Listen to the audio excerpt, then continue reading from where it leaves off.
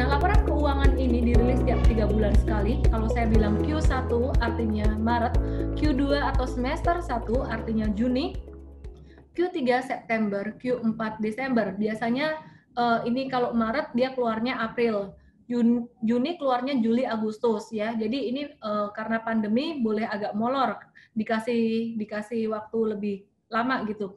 Ini September biasa keluarnya Oktober gitu.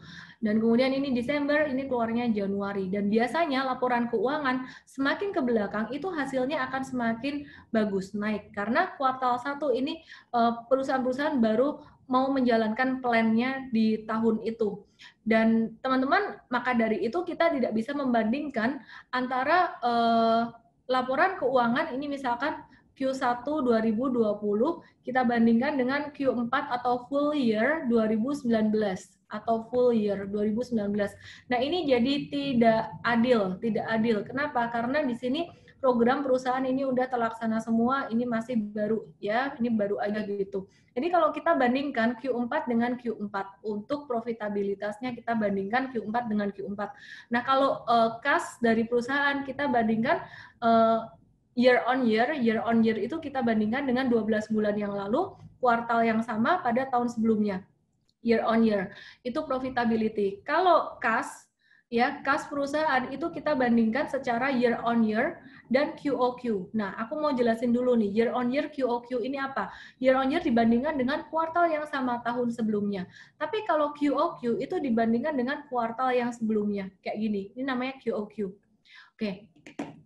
Data kuartalan ini harus disetahunkan yang ada kaitannya dengan laporan keuangan laba rugi, profit and loss ini harus disetahunkan. Kalau neraca itu nggak perlu disetahunkan ya. Jadi data per kuartal dibandingkan dengan kuartal yang sama tahun sebelumnya, ini namanya year on year.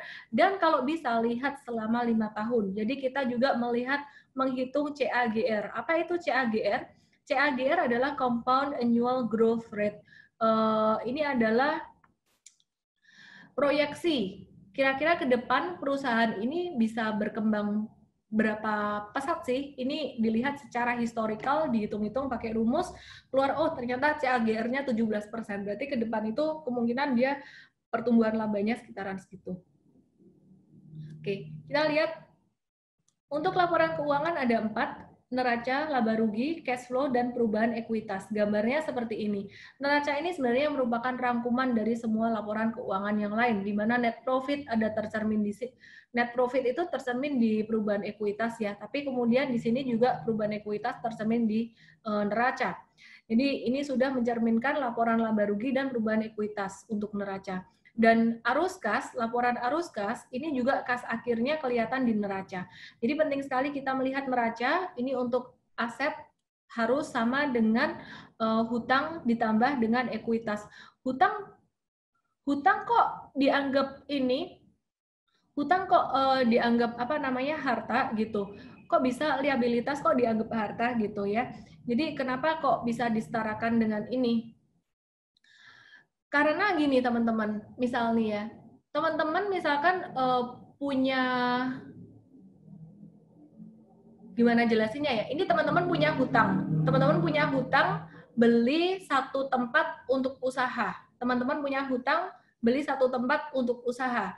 Nah, meskipun ini hutang, sebenarnya tempat itu bisa digunakan untuk berusaha, jadi itu dianggap juga itu sebagai harta gitu ya. Jadi ke depan juga akan teman-teman miliki. Anyway, ini nggak usah dipikirin banget.